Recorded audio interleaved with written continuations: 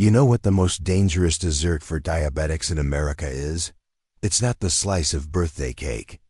It's not the bowl of ice cream on a Friday night. It's the one sitting in your fridge right now, with a label that says, sugar-free. That's right. Some of the products being marketed as safe for diabetics are spiking blood sugar faster than a can of regular Coke. And today, I'm going to show you exactly which ones. One by one. No complicated medical language, no confusing charts. No judgment. Just the truth, the way a trusted doctor would explain it to someone they actually care about. Now, before we get into the list, I need to say something first. If you have type 2 diabetes, or you're pre-diabetic, or you're watching this because someone you love is struggling with their blood sugar, you didn't land here by accident. You're here because you're exhausted. Exhausted from hearing, you can't eat that. Exhausted from feeling guilty every single time you enjoy something sweet. Exhausted from buying diet, light, zero sugar, keto-friendly products, and watching your A1C go up anyway. I hear you. And I want you to know something important before we start. This is not your fault. The food industry has spent billions of dollars making products that look healthy for diabetics, while hiding ingredients that send your glucose through the roof. We're talking about major brands. Products you see every week at Walmart, at Costco, at your local grocery store. Products with photos of fruit on the packaging. Products with words like natural, wholesome, guilt-free. And right there on the label, in small print, ingredients that would make any endocrinologist shake their head. I've seen patients come into my office completely confused. I stopped eating real sugar months ago. I'm doing everything right. Why is my A1C still climbing? And every single time, we trace it back to the same thing, the hidden foods. The ones that fool you. That's exactly what this video is about. Your body only understands one thing. How fast is glucose entering my bloodstream? That's it. When you eat something, anything, your digestive system breaks it down and releases glucose into your blood. The faster that happens, the higher your blood sugar spikes, the harder your pancreas has to work. The more insulin resistance builds up over time. Now here's what the food industry doesn't want you to know. Sugar is not the only thing that causes glucose spikes. Refined starches do it. Certain artificial sweeteners do it. The combination of fat, starch, and sugar substitutes together, that can hit your bloodstream like a freight train. And most diabetic-friendly desserts on the market today are built on exactly that combination. So when we go through this list, I don't want you to just hear the names. I want you to understand why each one is dangerous. Because once you understand the why, you'll never be fooled by a label again.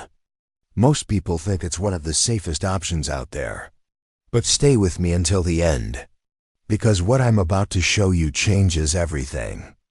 And you think, this is fine. This is actually healthy. So you buy it. Maybe you eat one every morning for breakfast. Maybe you give it to your spouse who's also watching their sugar.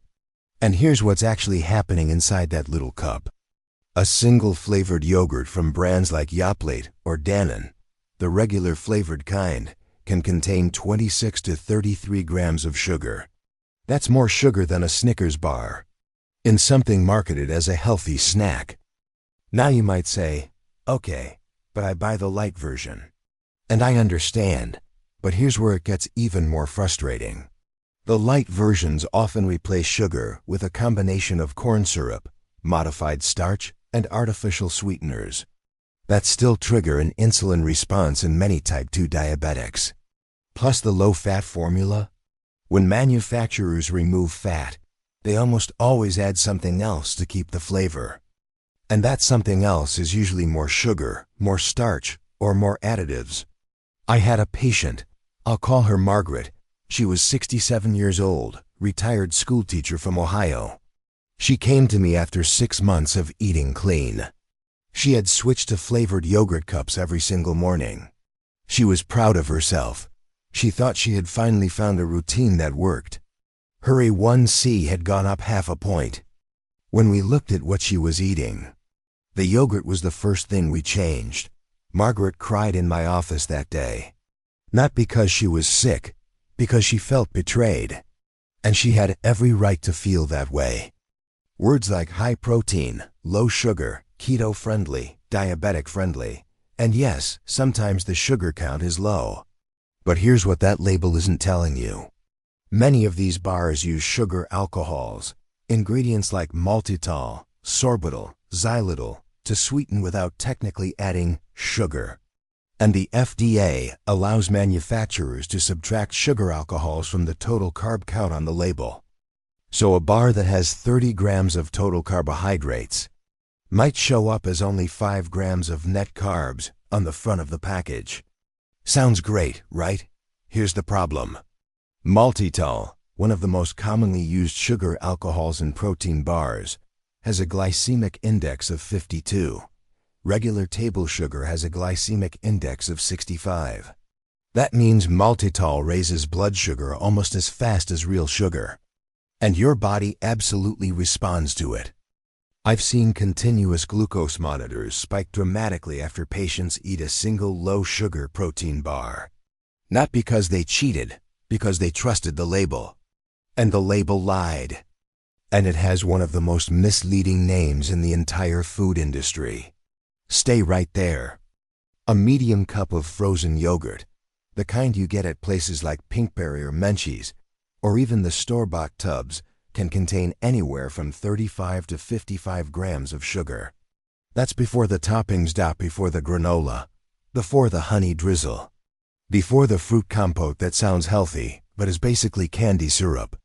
And because frozen yogurt is perceived as lighter than ice cream, people eat more of it. They go back for a second scoop.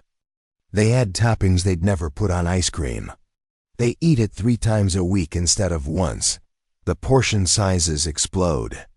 And so does the blood sugar. The yogurt part of frozen yogurt is mostly marketing.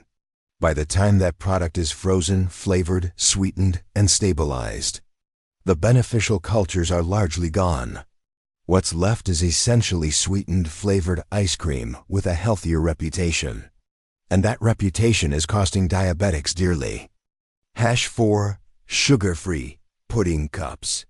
Now we're getting into the ones that make people truly furious. Because this one was specifically designed for people trying to avoid sugar.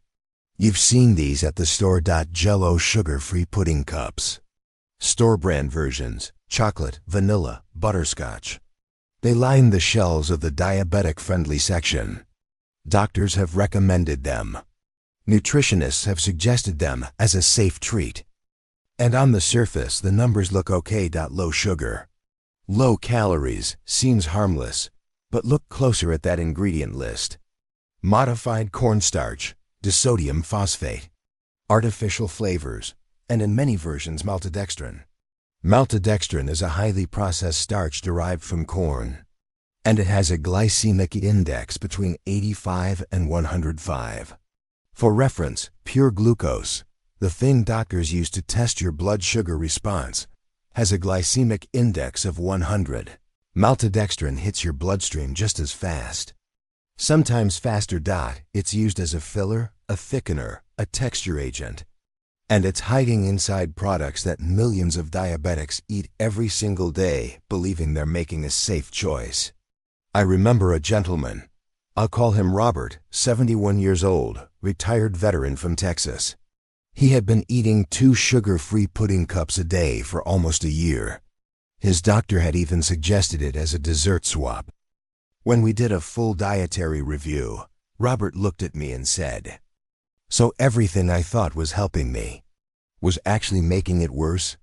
I didn't know what to say, because the answer was yes. And that's not Robert's fault. That's a system that failed him. Because number 3 is something almost every American over 50 has in their home right now. You'll find a section, sometimes called the diabetic foods aisle, full of cookies, wafers, snack cakes, and crackers. Russell Stover, Voortman, Murray sugar-free. Packages covered in reassuring language. Made for diabetics, sugar-free, safe for blood sugar management, and people trust them completely. Because why wouldn't you? It says it's made for you. Here's what's actually inside most of these products. Enriched white flour, which digests almost as fast as pure sugar. Hydrogenated oils. Sugar alcohols that still spike insulin. Artificial sweeteners combined with refined starches. The combination of refined flour plus sugar alcohols plus artificial sweeteners creates what researchers call a compounded glycemic response, meaning the individual ingredients might each seem manageable, but together they hit your blood sugar harder than any single ingredient would alone. I've seen patients eat 3 of these cookies because the package says sugar-free, enjoy freely, and register glucose spikes of over 40 points within 90 minutes. 40 points from cookies that were supposed to be safe. This is not a rare reaction. This is happening every single day across America. In living rooms, in nursing homes, in the homes of people who are genuinely trying their hardest to do the right thing. It's natural. How bad can it be? I understand. And 5 years ago, I might have agreed with you. But here's what happened to acai bowls between the farmer's market and your local Jamba Juice or Playa Bowls location. A standard acai bowl at a popular chain contains acai blend, which at most chains is pre-sweetened with added sugar or agave syrup. Granola on top, which is essentially oats, honey, and sugar baked together. Banana slices, one of the highest glycemic fruits available. Honey drizzle. Sometimes additional fruit syrups. A single medium acai bowl can contain 60 to 80 grams of carbohydrates, and sometimes over 45 grams of sugar. In one sitting.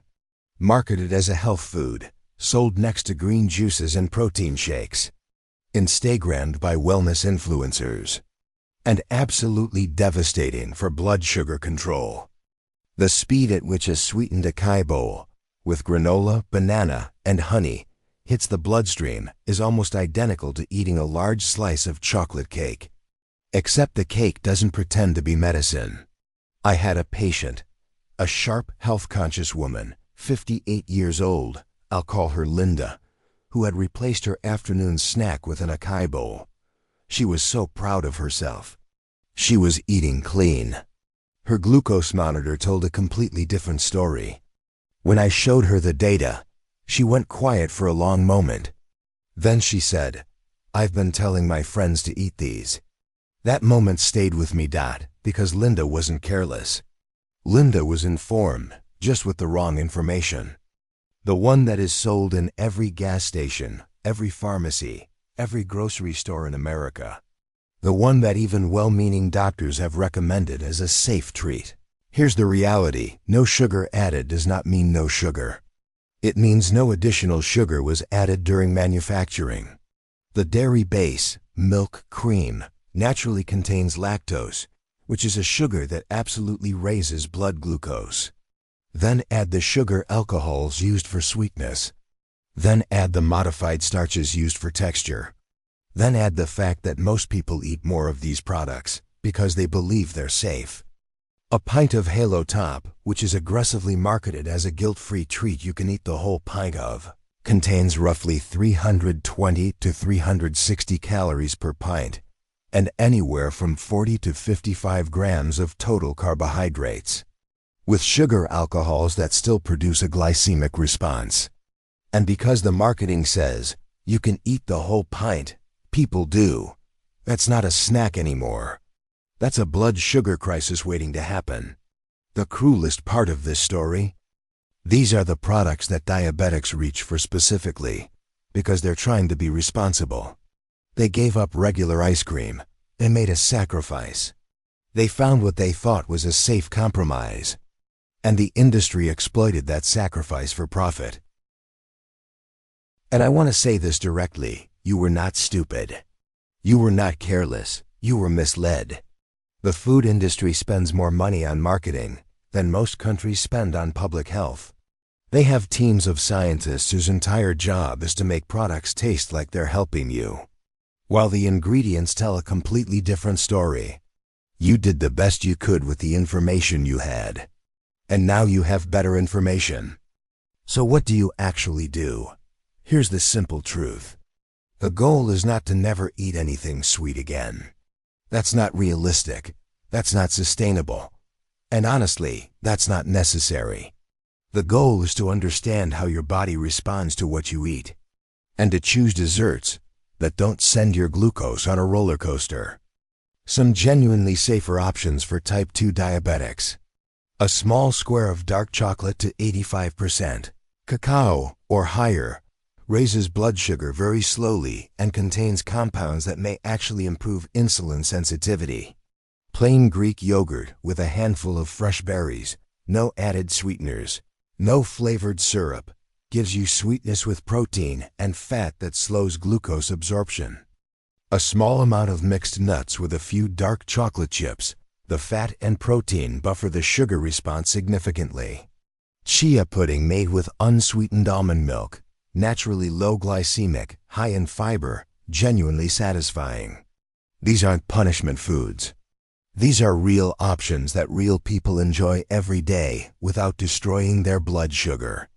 The difference between suffering and thriving with type 2 diabetes is almost never willpower. It's almost always information. Share it with someone you love who's struggling, because the person who needs this information most probably doesn't even know this video exists. If this video helped you, or if it made you think twice about something in your kitchen right now, hit that like button. It takes 1 second, and it helps this information reach other people who are fighting the same battle you are. Every like is one more diabetic who gets the truth instead of the marketing. It covers something that almost every type 2 diabetic gets completely wrong about breakfast, the first meal of the day, the one that sets your blood sugar tone for the next 12 hours.